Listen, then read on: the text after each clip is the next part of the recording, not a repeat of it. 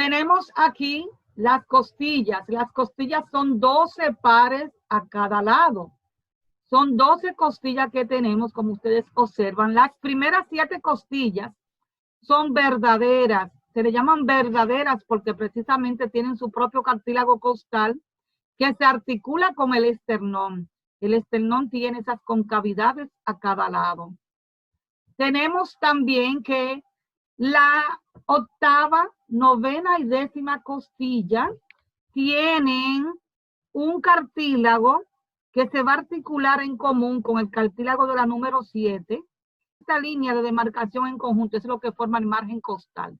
Esas costillas se le denominan costillas falsas, precisamente porque no tienen un propio cartílago que se articule con el esternón. No tienen un cartílago propio individual, sino que aprovechan el cartílago de la número 7 para unirse y ir a formar una articulación en común. Precisamente entre la articulación de ese séptimo cartílago costal junto con las otras y el apéndice cifoide se forma este ángulo, que es el ángulo cifoesternal, cifoesternal. Tenemos también las últimas 2 costillas, la 11 y la 12, que son costillas flotantes. Fíjense que apenas en la punta tienen un pequeño cartílago atrofiado que no llega a desarrollarse y son costillas que se quedan formando parte de la pared posterior. Función protectora, algunos órganos de la pared posterior del abdomen. En este caso, pertenece al tórax, pero protegen órganos abdominales, porque las últimas 5 costillas van a proteger órganos de la cavidad abdominal, como el hígado, el vaso más inferiormente en el lado contrario, entre otros. Si seguimos observando, vamos a ver que la caja torácica y que estas costillas tienen detalles que podemos precisamente demarcar. Vamos a demarcar algunos de los detalles de las costillas de manera individual. Fíjense que en esta vista posterior, ustedes ven que la escápula se adhiere, se adosa sobre la pared torácica, también para servir de protección a órganos internos, porque la caja torácica protege órganos internos. Vamos a ver algunos detalles de las costillas en esta imagen.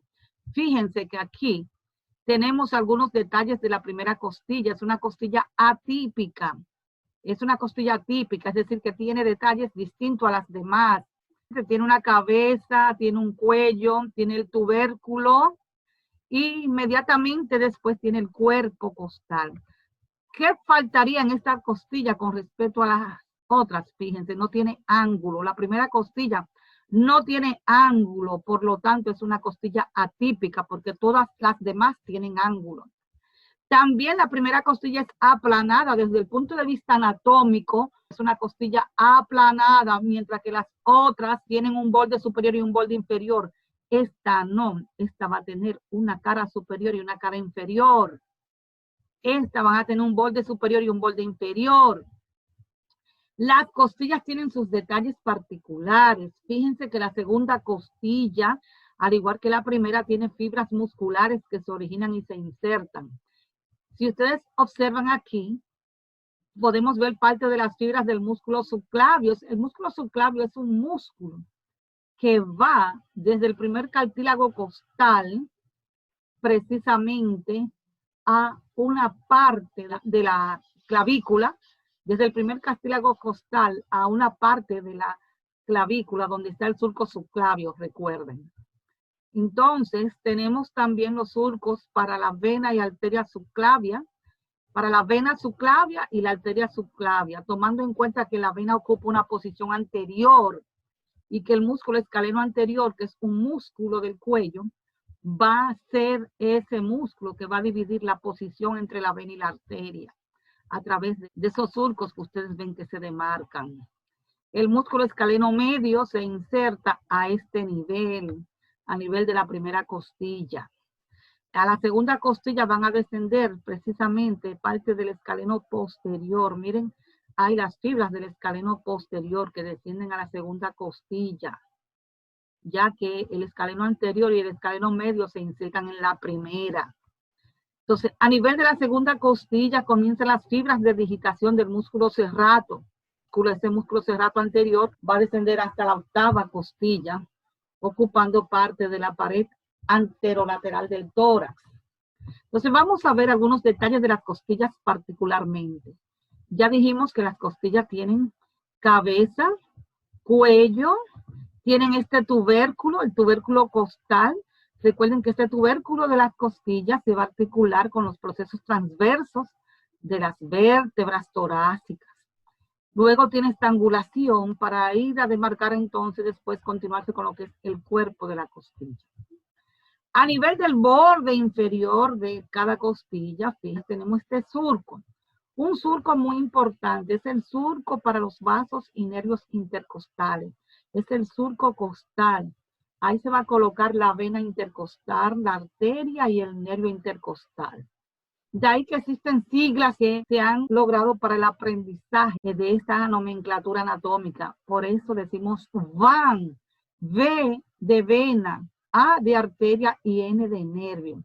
Es decir, en ese surco costal va a ir el paquete vasculonervioso del tórax, el paquete vasculonervioso costal, colocado en el borde inferior de cada costilla, de tal manera que cuando se realizan incisiones, cuando se colocan tubos de pechos, etcétera, hay que tomar en cuenta la posición de estas estructuras para no lesionarlas.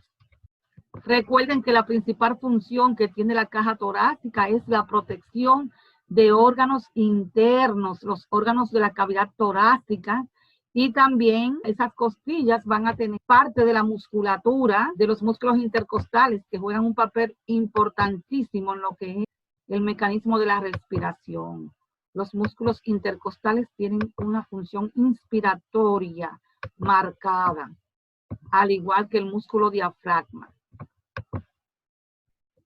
Vamos a hablar un poco de las vértebras del tórax. Aquí podemos ver las vértebras torácicas. Fíjense cómo se ven articuladas unas con otras. Este proceso que ustedes ven aquí es el proceso espinoso de las vértebras torácicas, que se caracteriza precisamente por estar inclinado hacia abajo. Es la característica particular de las vértebras torácicas. Fíjense que esos procesos espinosos están alineados en la línea media, pero lateralmente las vértebras tienen los procesos transversarios, que en este caso, a nivel torácico, esos procesos transversarios se van a articular con los tubérculos de cada costilla. Hay una articulación entre el tubérculo y el proceso transversario. Las últimas vértebras torácicas van adoptando la forma de las vértebras lumbares, recuerden. Ya la vértebra torácica número 12 se asemeja un poco a lo que es la primera lumbar y así sucesivamente. Aquí podemos ver los ligamentos que van a fijar las costillas a las vértebras. Fíjense esos ligamentos que en esta vista que se ve muy bien, el ligamento radiado de la cabeza de la costilla. Fíjense cómo fija la costilla a las vértebras. Y fíjense también cómo está el ligamento costo-transverso superior, que va a fijar también las costillas a los procesos transversos. Existen también para la fijación de los cuerpos de las costillas este ligamento, el ligamento longitudinal anterior. Tenemos un ligamento longitudinal anterior que, como ustedes pueden ver, va fijando todo el cuerpo en su porción anterior de las costillas, pero también por dentro, detrás de ese cuerpo, ya alineado en el canal vertebral, existe el ligamento longitudinal posterior, que también va a tener una función de fijación y nos ayuda también precisamente a la movilidad de esa columna vertebral que tenemos. Es bueno que ustedes sepan que cada costilla tiene sus características particulares, pero en las vértebras torácicas lo más particular son esas carillas articulares para la articulación de la cabeza de la costilla, fíjense.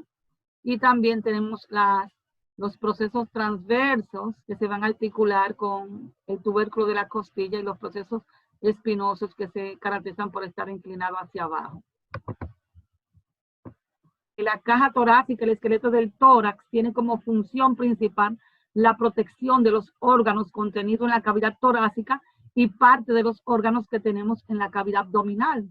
Dentro de esos órganos tenemos, por ejemplo, los pulmones, el corazón, parte de la vía aérea como la tráquea, el esófago, pero también a nivel abdominal hay órganos que van a estar ubicados precisamente debajo de las últimas 5 o 6 costillas, como el hígado alcanza esta posición anatómica, sobre todo en algunos pacientes que vienen con trauma y fracturas a este nivel, el hígado puede estar lesionado y puede sangrar hasta el paciente caer en hipovolemia y el paciente puede morir. También el lado contrario, recuerden que las costillas, por ejemplo, la 9 y la 10 pueden estar en relación con el vaso, dependiendo de si el vaso está agrandado o no, hasta otras costillas, y también esto está relacionado con trauma.